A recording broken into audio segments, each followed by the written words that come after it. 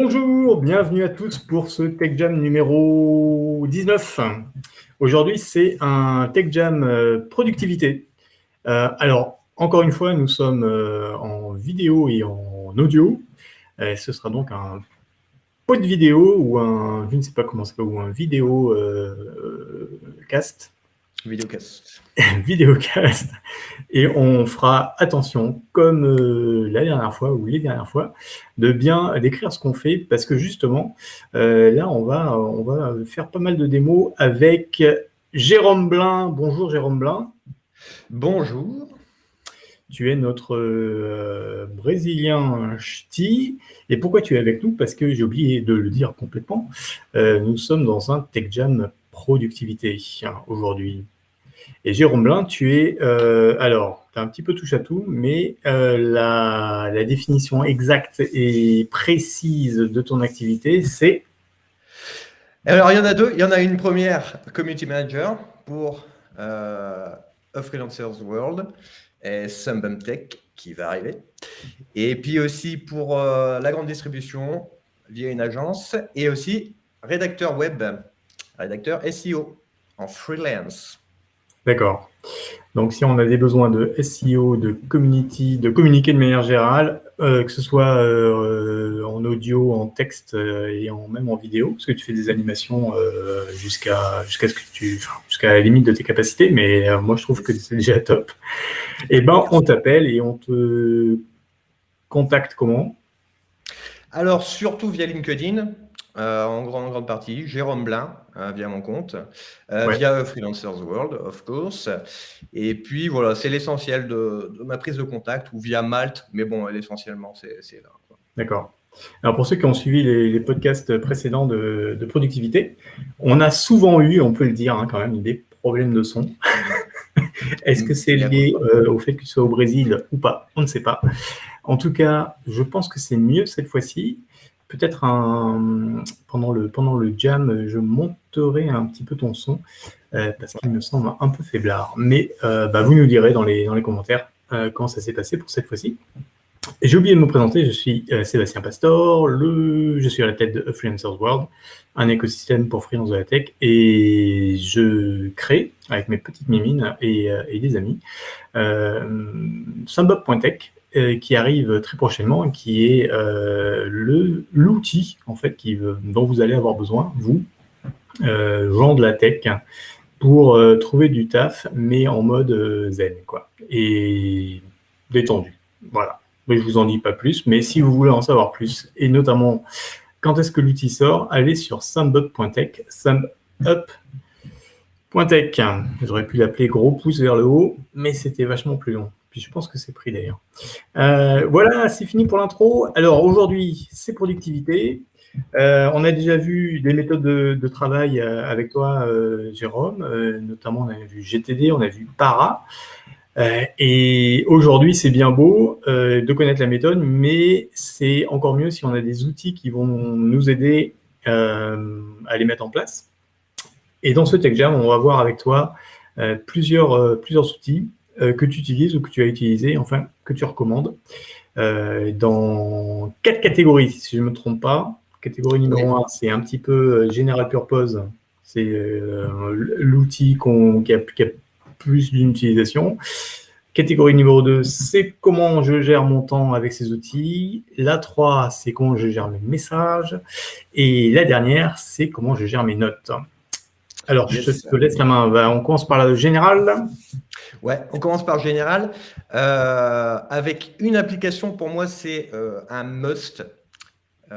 Tout le monde devrait avoir une application comme ça, que ce soit sur Mac, Linux ou Windows.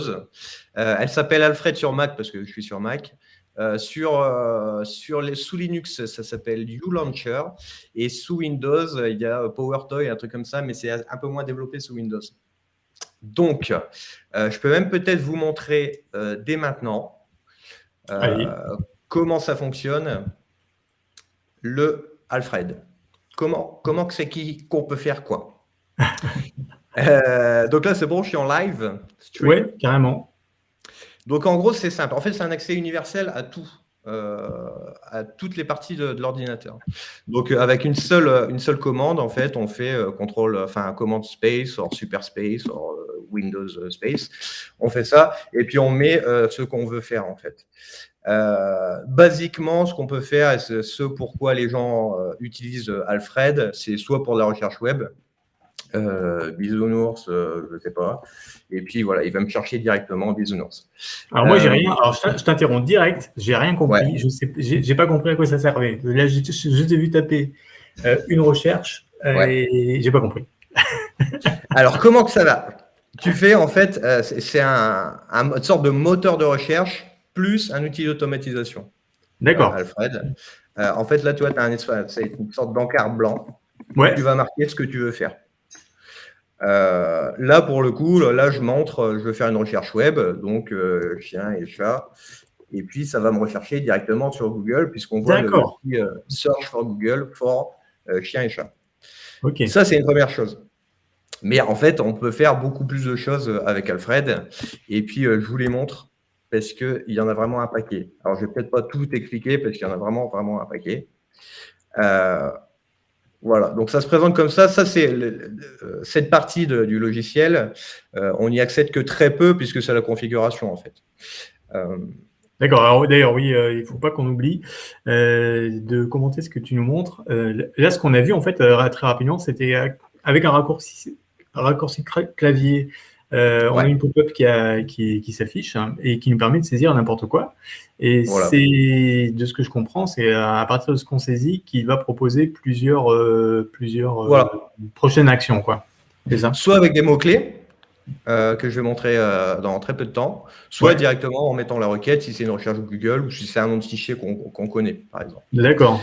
Voilà, donc juste command space, et en fait, on y accède de partout. C'est ça qui est vraiment ultra utile, c'est qu'on y accède de partout. Il n'y a pas besoin d'aller faire un CTRL-L, d'aller sur Chrome ou un autre logiciel, faire un CTRL-L, rechercher. Non, de n'importe où, on pourra trouver. Okay. Donc, en gros, les features, il y en a un paquet. Je vais montrer celles que j'utilise le plus, parce que sinon, on va y passer la journée. Ouais.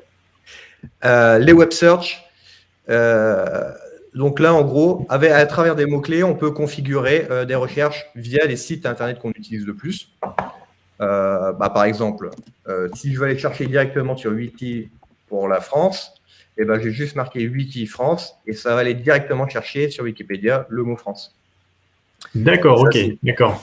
Donc, en fait, toi, tu as déjà défini dans Alfred des mots-clés qui vont être utilisés pour des espèces de raccourcis. Yes. Et associé à une requête, qu'on pourra associer à une requête. D'accord, ok. Donc là, ce qu'on voit, c'est la partie configuration d'Alfred, dans laquelle tu as décrit pour chaque. Donc, on voit pour Maps, par exemple, ça va lancer la recherche sur Google Maps. TT, Twitter, pas mal. Et donc, il me recherche sur Paris. Et théoriquement, on peut même faire des requêtes encore plus poussées, en Paris, Marseille. Et normalement, de temps en temps, j'utilise pas trop ça, mais il peut me faire directement l'itinéraire via Google Maps, comme il le fait maintenant. D'accord. Ah oui. Donc gros gain de temps dans la journée, parce qu'on l'utilise plein de fois, en fait, j'imagine. Toi, c'est vraiment ton copain de la journée. J'utilise pour tout. C'est vraiment selon moi, c'est l'application qu'on doit installer en premier sur un Mac ou sur autre. Ça me sert pour les traductions aussi, directement. Et puis pour un outil, bon là c'est de la rédaction, mais si je veux chercher une expression, soit pour rédiger un post pour A Freelancer's World ou autre chose, et que je cherche une expression ou un jeu de mots ou quelque chose comme ça, je fais ça, j'ai configuré Larousse et elle allait chercher directement dans les expressions Larousse. Bon, là, ça marche pas, bien sûr. Effet Bonaldi. Bon, là, il y a marqué request invalid, une valide URL. Donc, ah ouais, mais c'est pour ça que, en fait, tes textes me paraissent vachement succincts. À chaque fois, Ils sont très vides. Voilà, c'est des erreurs 400, c'est génial, quoi. Ça fait plaisir. Non, après, en tant que community manager, on peut faire des recherches sur Facebook. Il y a plein de trucs, en fait. C'est infini. Ouais. Et ça, ça vient déjà préchargé avec plein de. Ouais, là, en fait, il y a quasiment. Ou alors, tu dois te les farcir un par un. Non, là, il y a quasiment tout est mis par défaut, là, presque. D'accord. Moi, j'ai juste changé les noms pour Google, mais juste G, E, il marque Google, je crois. C'est beaucoup trop long de marquer Google dans ma tête. Donc là, on peut les modifier, bien sûr. Si j'utilise Gmail, j'aurais peut-être plus fait GM au lieu de Gmail. Ça va gagner un peu plus de temps, des trucs comme ça. Twitter, c'était Twitter, j'ai mis TT. Ouais. Et Kaetera et Kaetera. Voilà. Ok, bah écoute, en plus on fait du latin, on a quand même vachement level up ce Tech Jam. Je vais prendre les langues mortes, c'est très utile. On peut chercher dans nos signés, les bookmarks, Ouais. par exemple. Bon, là, ça marche pas, bien sûr. Effet Bonaldi, encore une fois. Non, je ne sais plus Bon, pourquoi. effet Bonaldi pour les plus vieux, évidemment, qui écoutent ce. Oui, c'est vrai que moi, voilà, bon, ça pourra chercher pour plein de choses, mais ça va me chercher dans mes bookmarks. Ici, par exemple, tout ce que j'ai en Facebook. D'accord. Et ça, pour aller chercher dans les bookmarks, tu dois spécifier quand même un mot-clé avant ou ça marche? Non, même pas. Il va me le trouver directement. D'accord. Même pas besoin. Et on peut choisir aussi le lieu où on souhaite rechercher les signés. Donc Google ou Safari. Et puis où est-ce qu'on veut l'ouvrir. Donc ça, c'est vachement cool. Autre features ultra essentielles que j'utilise 1,258 milliard de fois par jour, c'est le clipboard. Ouais. Le presse-papier, pardon, je parle trop anglais. Pardon. Presse-papier, ouais. Voilà, et donc en gros, je vais faire ça plutôt. Hop, pardon. Hop, on va me faire comme ça. Hop, et donc là, je ne sais pas ce qu'il fait. Il fait hop. Je fais des hops et des hops. Alors, c'est juste pour montrer. J'utilise beaucoup ça. Donc, il suffit de. Ouais. Je vais copier l'image. Et en gros, tout va se retrouver ici. Donc, si je veux l'utiliser pour plus tard ou via un autre logiciel, en fait, j'ai mon texte que je pourrais recopier, coller à l'infini. D'accord. Donc, en fait, Alfred te crée, te propose le contenu du presse-papier dans la zone de texte habituelle. Quand tu lances la zone de texte, maintenant, il va te proposer par défaut le contenu copié, c'est ça? En fait, j'ai un raccourci clavier. Bon, là, c'est un autre raccourci clavier. Commande C et j'y accède directement ici. D'accord. Ok, d'accord. Il faut que ça prend aussi les images, tout ça. Donc, c'est ultra pratique. Et en plus, on peut encore aller plus loin, créer ce qu'on appelle juste après des snippets. Donc là, je fais juste commande S sur un presse-papier, sur un truc que je vais copier, commande S, et je peux créer un truc, voilà, je sais pas, chien. Si je dois recopier ce texte 1 milliard de fois et l'utiliser régulièrement, et je fais, je sais pas, $ chien, et à chaque fois que je mettrai $chien, ça va me mettre tout le texte automatiquement. D'accord. Ça va te le mettre où? J'ai pas compris. Alors, je te montre. Je te montre direct live. Ouais, parce que moi j'arrête pas de poser des questions. Moi. Mais tu as bien raison. Je te montre, hop. Voilà, $chien, donc tu mets $chien qui a un contenu que tu as copié. Qui est ultra intéressant en plus. D'accord. Et voilà, ça me le marque automatiquement. D'accord. Et où que tu sois dans n'importe quelle application, tu mets $chien et ça va être capturé par Alfred et remplacé. Ça marche même dans Word, Excel, machin, tout ça? Ça marche partout. Il me semble que j'ai jamais eu de soucis avec ce logiciel. D'accord. Ouais, alors ça veut dire que Alfred, il monitore absolument tout ce que tu tapes et moi, ça me fait un peu peur. Alors, il a accès à tout. Et après, tu autorises l'accès dans les paramètres de sécurité et de préférence. C'est par rapport à la sécurité que ça te fait peur ou c'est par rapport au Oui, je me dis, ouais. J'espère c'est open source et on peut regarder ce qu'il fait ou pas du tout? Je ne pense pas que ce soit open source, non. Mais ils sont cool. Et ça, c'est alors ça va. Cool. Ça prend jamais tes données. Tu vois, Google sont super cool. D'accord. Écoute, je suis rassuré. Est-ce que c'est une appli Mac only ou c'est... Malheureusement, oui, et je ne comprends pas pourquoi c'est pas sur Windows, au moins. Désolé pour les Linux, mais bon, niveau stratégie, tout ça, je ne comprends pas que ce soit pas sur Windows. Après, il y a encore plein de trucs, les contacts, mettre la musique, accéder. Alors ça, par exemple, ça, tu ne devrais pas trop aimer puisque je vais éviter de l'afficher. C'est un accès directement à tes mots de passe. D'accord. Pour les voir. Ah, tu fais quand même bien confiance à ton... Ouais, là, pour eux, oui. Certaines choses, non. Mais eux, oui. Notamment Apple, par exemple, pour du cloud, je ne ferai pas trop confiance. Bon. D'accord. Et eux, ils se rémunèrent comment? Tu connais le modèle un peu? Alors, le logiciel, il faut l'acheter. Ah, Il y a tu une l'as version acheté, d'accord. gratuite. Il y a une Ok. version gratuite et il y a une version payante. Je ne sais plus. Ça doit être 50 €. C'est en livres sterling, c'est en Angleterre. C'est des Anglais qui font ça. Voilà, ah non, 34 livres. Et après, si on va être super supporter, pour avoir toutes les versions, c'est 59 livres. Donc ça doit faire, je sais pas, 70 €, un truc comme ça. D'accord. Ok. Bon. Honnêtement, quand on l'utilise tous les jours, ça vaut amplement le prix. Dans ma tête, ça vaut vachement le prix. Sachant qu'il y a encore plein de choses qu'on pourrait faire. Créer des workflows. Donc là, c'est plus pour les programmeurs. Mais il y a déjà des packs d'extensions qu'on peut installer et que j'ai installé, comme celui-ci, Antidote. Ben, si je veux accéder à mon logiciel de correction, de dictionnaire, tout ça, et ben, en fait, on peut créer des raccourcis et puis tomber directement, ouvrir le logiciel à telle rubrique avec telle requête. D'accord. Ok. Ultra important. On peut faire des raccourcis clavier. Il y a des milliards de millions de choses à faire. Je ne sais pas, on peut raccourcir directement, on copie un lien, on le raccourcit directement avec une commande S. Voilà, il y a plein de choses. D'accord. On peut augmenter en fait le logiciel en créant tout un système Ouais. de pipeline de commandes qui s'imbriquent plutôt. Yes. Ok, donc ça a l'air très riche. Peut-être je te propose de passer aux applications suivantes, sinon on n'aura pas Ouais. fini en 1 heure. Alors, yes. Autre utilisation que j'utilisais pas mal, j'utilise un petit peu moins en ce moment parce que je fais d'autres tests sur d'autres choses. J'essaie de minimiser au maximum les choses. C'est Automator. Ça existe aussi sur Windows et ils ont sorti une version aussi qui s'appelle Windows Power Automate. Voilà, c'est un outil qui est installé directement et qui permet d'automatiser les tâches. D'accord. Automator. Automator, c'est gratuit, c'est directement dans Mac. Et sur Windows, je pense qu'il faut l'installer direct. Il faut l'installer. Je ne sais plus, avec Windows 11, peut-être que c'est installé par défaut. Bref, je vous montre. Vas-y, montre. On peut créer des applications d'automatisation, pas créer des applications directement. Des processus et des actions de dossier. Moi, ce que j'utilisais beaucoup, en fait, c'est les actions de dossier. On choisit un dossier qu'on veut automatiser, dans Go, par exemple. Voilà, il me l'a fait.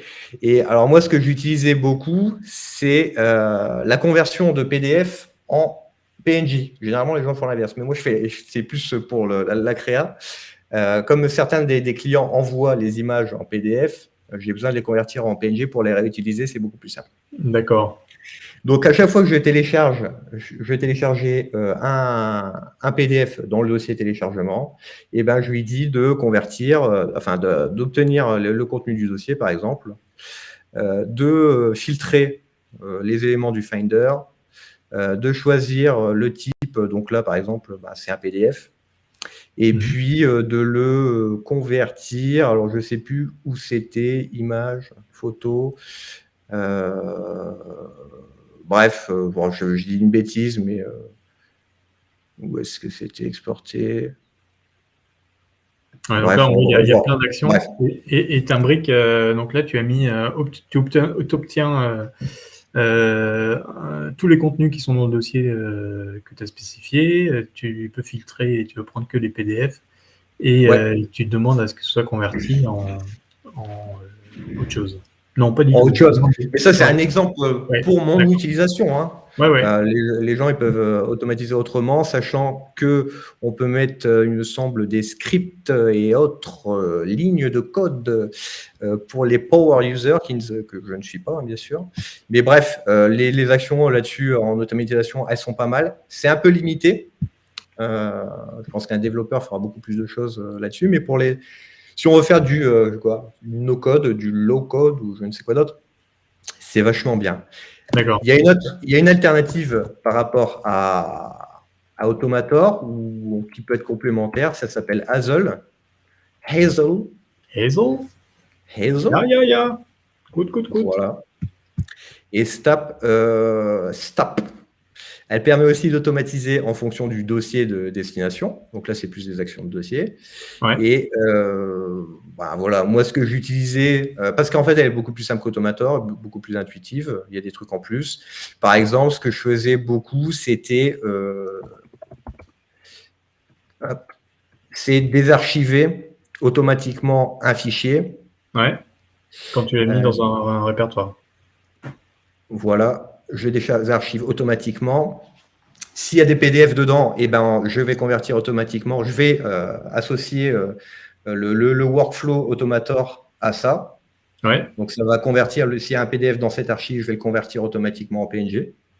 Et si le PNG fait plus de 5 MO, ce qui est une limite sur Agorapol, c'est un outil que j'utilise, et ben, ça va me le compresser un peu l'image et ça va me la réduire à 75%. Donc, du coup, l'image, elle va pouvoir passer sur le logiciel que j'utilise. D'accord. Voilà, donc bon, vous connaissez encore mieux que moi. Voilà, et donc il y a pas mal de choses comme ça à faire. Ça marche aussi pour renommer des fichiers en masse, pour les gens qui téléchargent beaucoup de fichiers, qui ont beaucoup de textes, beaucoup d'archives à traiter. C'est ultra essentiel, ultra gain de temps, et puis c'est facile, c'est ultra facile et rapide à configurer. On tu disais que tu l'utilisais parce que tu l'utilises plus ou tu n'as plus rien à automatiser ou qu'est-ce qui s'est passé? Qu'est-ce qui s'est passé? Alors, c'est que j'ai formaté mon ordinateur, donc je n'ai pas tout réinstallé. Et secondement, je télécharge beaucoup moins de PDF, de PNG, tout ça, voire quasiment plus dernièrement. Donc, j'ai plus trop besoin d'utiliser ça et que ça pollue, que ça me fasse une application de plus dans ma tête, tout ça. Donc, j'ai essayé en ce moment de minimiser au maximum l'utilisation de logiciels. D'accord. Ok. Donc, bon, tu nous l'as présenté, mais tu l'utilises plus. Je l'ai utilisé pendant 2 ans et demi, 3 ans. Hein.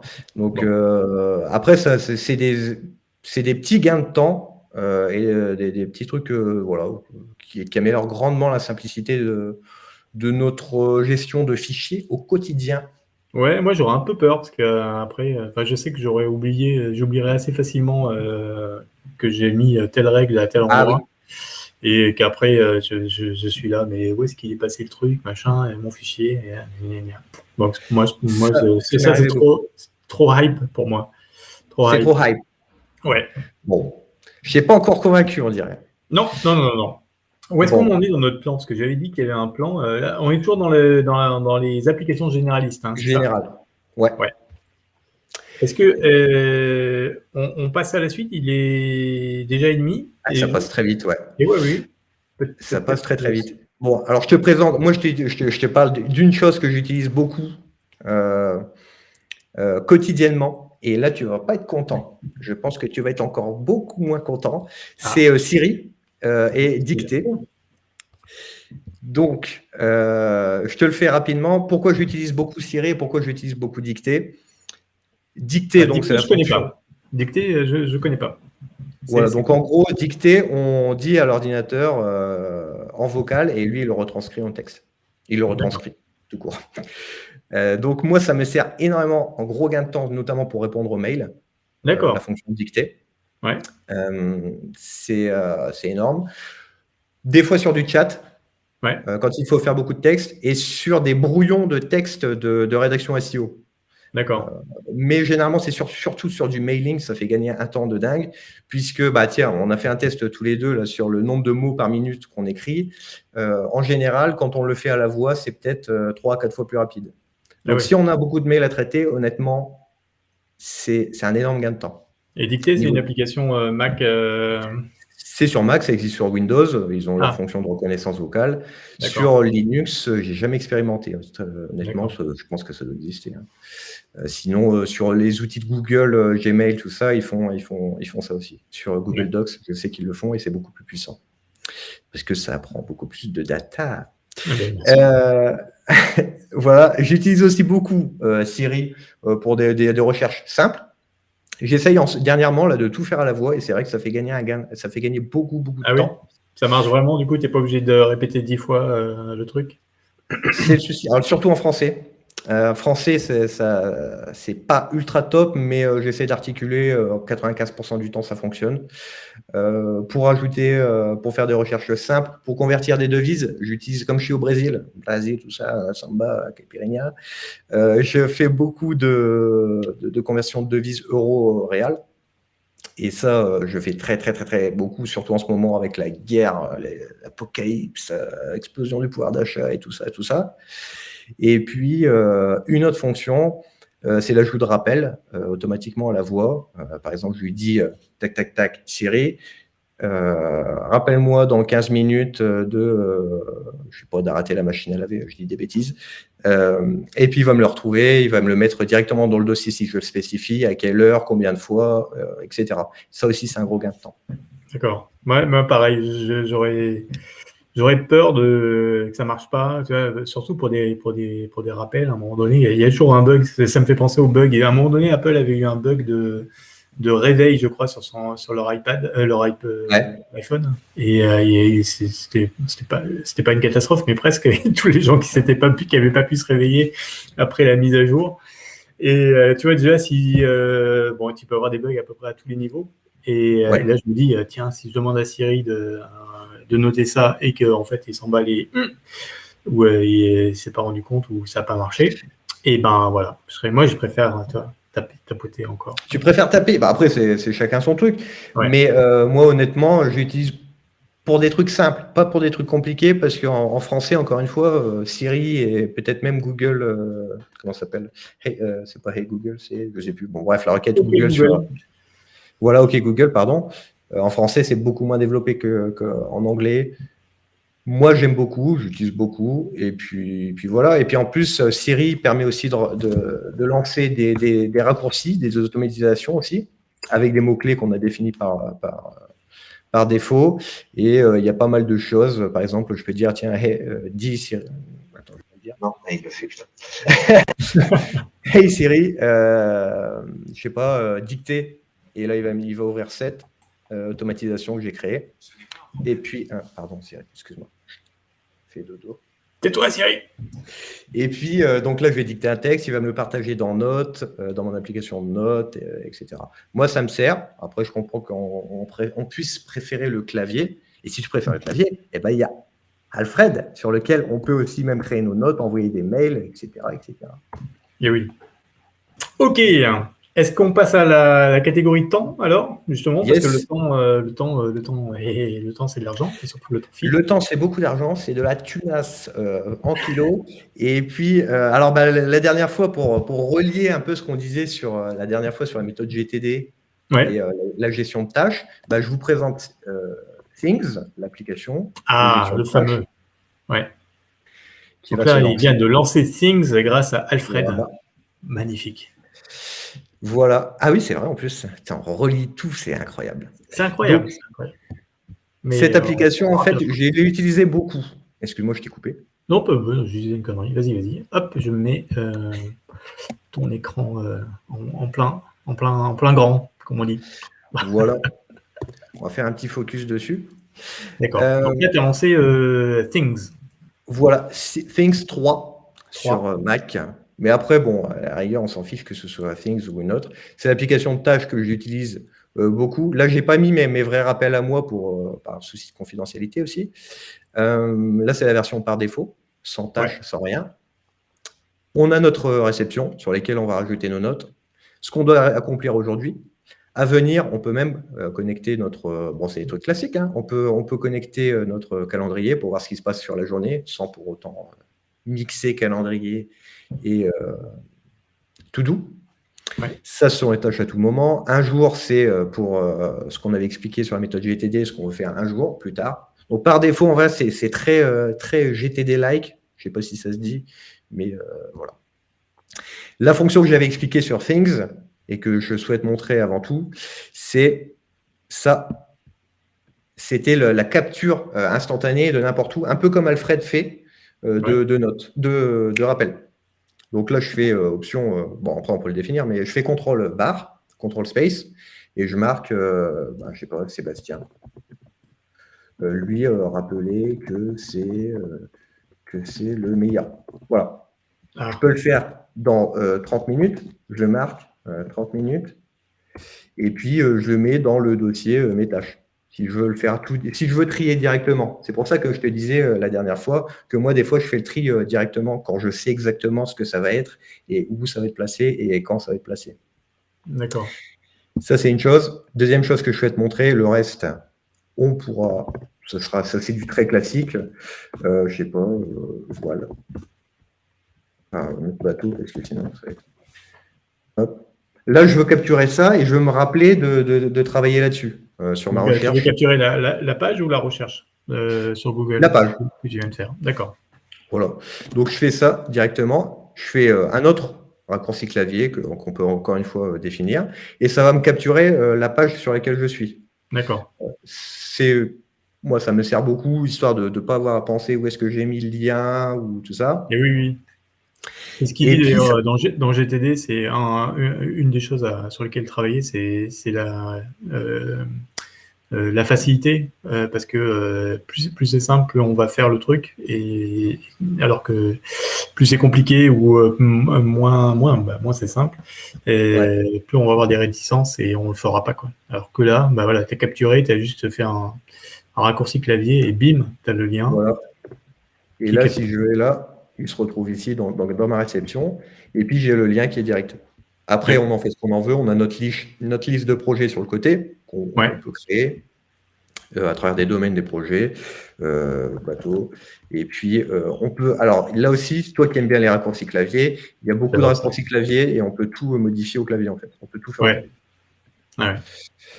Ultra excellente application indépendante, made in Germany, Autriche ou quelque chose comme ça. Gratuite ou payante? Pas gratuite, encore une fois. On est sur Apple. Il faut du pognon. Donc, elle doit être. Alors, en plus, c'est pas un abonnement, donc ça, j'apprécie beaucoup. Par contre, c'est genre, ça doit être 50 € sur Mac. Il faut payer la version iOS qui doit être 20 € ou 10 € et la version iPad, si on a un iPad, 30 €, un truc comme ça, ou 40 €. D'accord. Donc à chaque installation, tu dois passer cracher au bassinet. Expression pas si courante. Voilà, pas si courante, mais qui n'en est pas moins des outres. Ça veut rien dire, mais tout à fait. De bonne loi. Donc, il y a celle-ci. Après, qu'est-ce que je voulais te présenter? En ce moment, ce que j'essaye aussi beaucoup, c'est encore une fois Apple et les rappels. Et en fait, avec Siri, ce que je voulais finir d'expliquer, c'est que si je fais Siri, rappelle-moi à propos de ça, et il va capturer lui aussi, comme le fait Things, la page où on est, et il va le mettre dans le rappel. D'accord, mais il va te le mettre dans Things ou ailleurs? Alors, je peux le faire en sorte que ça atterrisse dans Things, hein, mais je peux aussi le faire en sorte qu'il atterrisse dans l'application rappel d'Apple. Ça marche aussi sur les mails, ça marche sur vos notes, ça marche sur Instapaper, si on a des articles à lire, plein de choses comme ça. Donc, gros gain de temps de tout lier, de tout interconnecter ensemble sans avoir une application universelle qui fasse tout. Question un peu qu'est-ce qui se passe quand ça va mal? Genre Things, tu peux sauvegarder tes données quelque part, les récupérer, exporter. Alors, il y a soit la version locale. Ouais. Il y a une version cloud que je n'ai pas activée là, mais c'est stocké sur les serveurs d'Apple. D'accord. C'est pas toi qui vas choisir le local sur ton drive, par contre. Donc là, encore une fois, niveau data, il faut faire confiance. Ouais. Même si, encore, c'est pas du Google, hein, ils vont pas violer vos données. C'est Apple, donc c'est un peu mieux. C'est pas l'idéal, c'est pas en Suisse, en Islande ou en Norvège, mais c'est pas ultra mauvais. On va dire c'est moins pire. D'accord. Ok, allez, je te crois. Donc ça c'est Things. Ok. On passe à quelle application? Excuse-moi de te rusher, mais il n'y a pas de mal. Moi, je peux parler aussi d'une application qui s'appelle SparkMail ou Newton. Tiens, peut-être Newton. Allez, hop. Mail. Je ne l'ai pas installé parce que je n'ai pas réinstallé, pardon, pour l'instant. C'est une application de traitement d'email. Hein. C'est un client mail qui paraît classique, ultra minimaliste, que j'aime beaucoup. Parce que les mails, des fois, c'est un peu fourre-tout, c'est un peu bazar. C'est pas joli. Eux, ils ont opté pour du minimalisme et beaucoup d'actions via le clavier aussi. avec des raccourcis, mais alors là, des raccourcis ultra faciles parce que D, c'est 2 lettres. Il n'y a pas besoin de faire des commandes, options, contrôle, super, tout ça. C'est juste des lettres pour traiter les mails. Il y a pas mal. Alors là, encore une fois, j'utilise pour le pro, j'utilise pas pour le perso. Pour le perso, j'utilise ProtonMail. Donc là, ProtonMail, c'est pas ultra productivity friendly, c'est plus privacy friendly, mais on peut voir les accusés de réception si la personne a lu. On peut mettre, je sais plus, on peut connecter des applications pour transférer le mail, par exemple Todoist. On peut lier un mail à une to-do. Ouais. Envoyer plus tard, ça c'est souvent utilisé aussi. J'utilise beaucoup personnellement en community management pour les clients de certains magasins. Snooze pour rappeler plus tard. Il y a la Zenbox pour les gens qui reçoivent. Alors en France, je trouve qu'on n'est pas trop ultra utilisateur de mails, mais apparemment aux USA, ils utilisent des tonnes et reçoivent des fois apparemment 100 mails par jour. Même pour des fonctions, je ne parle pas de CEO, je parle de gens de mon niveau, des simples prolos. Et donc, il y a une Zenbox qui permet de récupérer les mails tous les 4 heures, par exemple, au lieu d'avoir qu'on goûte et qu'on soit dérangé à chaque fois. Bon, après, on peut quitter l'application, bien sûr. Bah oui, c'est tout con. Mais bon. Ça me fait penser à un autre service mail qui s'appelle Hey! Je ne sais pas si tu avais entendu parler des mecs qui ont fait Basecamp. Et, non. Hey! Voilà, alors eux, ils sont en mode. Les fondateurs, ils sont très connus pour leur méthode de travail. Et donc, c'est très, comme ils disent les Anglais, opinionated. Tu as vraiment un cheminement à suivre quand tu reçois ton mail et savoir ce que tu en fais, où est-ce que tu vas le retrouver, si tu ne l'as pas traité, etc., etc., etc. Et si tu connais pas, je t'invite à regarder. Ouais, voilà. Je vais regarder ça. Voilà. Et du coup, je me le mets et au revoir. Mail, hey. Voilà. C'est pas vrai. En direct, mesdames, messieurs, en direct live. Attends, moi je vais te dire. L'intérêt, d'ailleurs, tiens, qu'est-ce qu'on a vu? On a vu la capture via Things 3, c'est ça? Ouais. Voilà, tu as capturé le truc et tu l'as mis. Du coup, tiens, question subsidiaire, tu l'as mis dans truc à lire plus tard. Ah non, tu l'as mis dans la inbox, un peu en vrac. Ouais.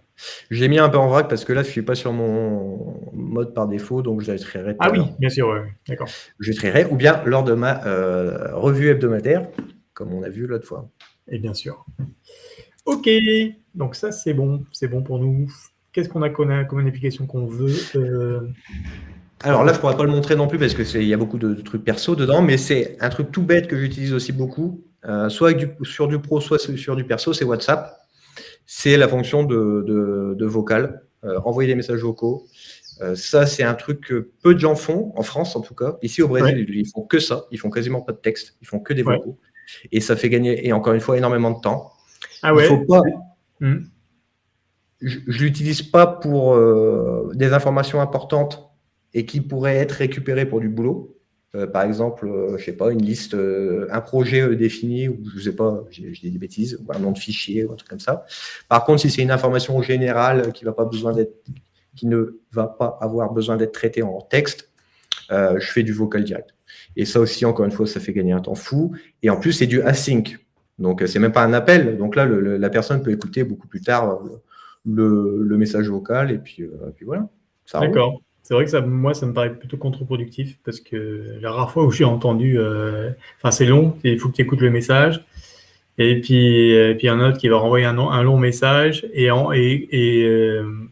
fait, tu as cette contrainte d'écouter, alors que quand tu peux lire le message, tu peux le faire absolument partout. Tandis que là, si tu as un message, tu es dans un transport en commun ou tu es ailleurs, il faut que tu puisses l'écouter discrètement. Je trouve ça un peu moins intuitif. Ouais. Moi, je ne sais pas, parce qu'en fait, là, sur la fonction, si tu reçois ton message vocal, tu es sur WhatsApp, soit tu l'écoutes comme un gros blaireau en mode haut-parleur dans la rue et que tu t'en fous de tout le monde. Sinon, si tu rapproches le téléphone de ton oreille, ça se met automatiquement en mode son, tu vois, enfin en mode appel. Oui, c'est vrai aussi, oui. Donc en soi, bon, tu vas perdre quoi? Peut-être 3 secondes. Après, ça dépend des états d'esprit, de la façon dont on fonctionne. Moi, ça me fait pas perdre de temps, personnellement. Bon, d'accord. Voilà. Bon, alors, ça, c'était WhatsApp. C'était rapidos. C'était rapide. D'autres applications que j'utilise beaucoup, qui me font gagner beaucoup de temps, c'est Evernote. Evernote, là, on le trouve partout. Sur Linux, maintenant sur Linux d'ailleurs, sur Linux, Windows et Mac, ainsi que sur Android, iPhone et une version web aussi. Pourquoi j'utilise beaucoup Evernote? En fait, Evernote, c'est vraiment de l'application ultra simple, facile. Y a pas de, ça fait pas le café, je crois. Ça fait pas les sandwichs et ça ne répare pas votre voiture, mais ça prend des notes de façon efficace. Ça peut être automatisé aussi. Bon, là encore une fois, il faut faire confiance à l'outil sur lequel on va partager nos données. Et puis, il y a une fonction que j'utilise énormément sur Evernote, notamment pour les clients, pour le pro, c'est de transférer un mail dans mes notes. Comme ça, je l'archive directement avec la méthode Para. Et puis, j'en parle plus. J'essaye. Les mails importants, c'est pour ça que j'ai jamais un mail dans ma boîte de réception ou dans mes dossiers. C'est que quasiment tout est dans Evernote, à part les mails qui nécessitent une réponse. Dans ce cas-là, je le mets je le mets dans une petite boîte que j'ai créée qui s'appelle En attente. D'accord. Et c'est pas redondant avec Things? Pourquoi tu n'utilises pas Things pour mettre des notes Parce que Things, c'est vraiment pas fait pour les notes. Déjà, ça n'accepte pas les images. Ah, ok. On peut mettre des petites notes là, ouais. En plus, c'est du Markdown, donc tu dois bien aimer. Mais c'est pas optimisé. On peut aussi faire un mail to Things, pour un rappel, pour se rappeler de faire un mail. Mais c'est pas optimisé pour de la note, honnêtement. Evernote est beaucoup mieux pour ça, et Things est meilleur qu'Evernote pour les to-do. Ils font pas de récurrence sur les rappels, sur les reminders. La récurrence, pour moi, des fois, c'est quasi essentiel sur certains rappels. Donc voilà. J'utilise beaucoup pour ça. J'utilise beaucoup aussi pour, je sais pas, j'aime bien l'interface. Elle est claire, elle est souvent intuitive. Il y a beaucoup de raccourcis clavier. J'utilise énormément les raccourcis clavier. Ça me permet de bouger mes notes très facilement, surtout quand je dois faire ma revue hebdomadaire, trier toutes mes notes. Voilà, en 5 minutes, c'est fait. Honnêtement, c'est très bien. C'est trop cher, par contre, pour ce que c'est, à mon sens. Ça coûte 8 € par mois. Combien? 8 €. Ouais. Là, je suis en réal, mais sinon, en France, c'est 8 ou 9 € même, maintenant. Mais bon. Là, il y a eu un changement de CEO dernièrement et ils sont en train de changer beaucoup de choses parce qu'ils s'étaient reposés sur leur laurier comme ils étaient premiers mondiaux, 200 millions de comptes. Ils étaient en mode tranquille. Et puis, il y a Notion qui est arrivé derrière, qui est en train de rafler pas mal de monde. Donc, ils sont en train de se bouger. Ouais. Et d'ailleurs, tiens, toi qui es un fan de Notion, t'es pas passé sur Notion pour la partie notes, justement? Alors, en une seule partie. Alors, en fait, je pense qu'on partage le même point de vue, sauf que je suis un peu moins catégorique que toi. Notion, c'est très bien, surtout pour les bases de données. C'est juste ça pour beaucoup, ou pour certains Kanban, si on travaille sur du Kanban avec des projets à plusieurs personnes, à condition que les personnes adhèrent et comprennent Notion, qui est vraiment très usine à gaz. Donc, on peut automatiser pas mal de choses, il y a pas mal de trucs. Ce qui m'agace derrière Notion, même si ça permet d'être plus productif sur certaines choses, c'est que c'est trop hype dernièrement. Il y a pas mal de rap. En fait, les gens l'utilisent pour tout et n'importe quoi, alors que c'est théoriquement pas fait pour ça. C'est compliqué de bien cibler en fait pourquoi c'est fait, mais peut-être il faudrait dédier une émission entière à Notion pour essayer de voir. C'est vrai que moi, on avait travaillé dessus et j'ai pas trop kiffé, quoi. Je trouvais ça très lourd. C'est ça en fait, c'est parce que c'est tellement ouvert, il y a tellement de choses à faire. On peut même faire une landing page avec son compte Notion pour ses clients. Donc ça c'est cool parce que c'est gratuit, c'est facile pour les gens qui font pas de code, qui veulent pas passer sur du WordPress ou des trucs comme ça, qui veulent tout gérer au même endroit. Mais par contre, on s'y perd très rapidement. Honnêtement, il faut vraiment maîtriser le logiciel, essayer de le minimaliser au maximum, le rendre le plus minimaliste pour pas s'y perdre. Je pense que les gens qu'on voit sur YouTube, la grosse hype qu'il y a là-dessus, ils passent plus de temps à décorer leur Notion, à le personnaliser qu'à vraiment bosser. Et je pense que c'est vrai d'ailleurs. D'accord, donc toi, tu gardes tes notes sur Evernote. Ouais, classique. Par contre, il me semble bien qu'il y a des alternatives open source. Il y a Joplin. Joplin. Et je crois que c'est français d'ailleurs. C'est français. Moi, j'avais vu que c'était français il y a quelques années. Je l'avais utilisé. Mais comme je disais, alors Joplin, c'est vraiment bien parce qu'en plus, on peut héberger sur le serveur qu'on veut, il me semble. Hein. Ouais. Ils ont basculé sur un mode payant sur certaines fonctionnalités, mais pas sur tout. Si je ne dis pas de bêtises, il faut que je revérifie. J'ai vu qu'ils ont une offre cloud, donc évidemment, ils vont faire payer. Mais voilà. Je pense que ça vaut certainement le coup d'œil depuis que tu l'as vu peut-être de retester. Parce qu'il me semblait que j'ai entendu beaucoup de bien de cette application. Elle est vachement bien. Il y a juste un truc qui m'agace au plus haut point, c'est le mode preview que je supporte pas. En fait, on écrit en Markdown et ensuite il faut appuyer sur mode preview pour voir la note. Ça, c'est contre-productif à mon sens. Ah, ben là, il suffit que tu sais que c'est open source. Du coup, tu peux suggérer que ce soit un autre éditeur de Markdown qui permet de faire une preview automatique. Ouais. Et voilà. Et puis même, tu peux le développer. Voilà. Moi, Jérôme Blin. Oui, Jérôme Blin. Ok. Bon, il y a Joplin qui est cool. Il y a alors il y en a une autre qui est beaucoup mieux à mon sens. Si on veut faire du, attends, ouais, c'est ça.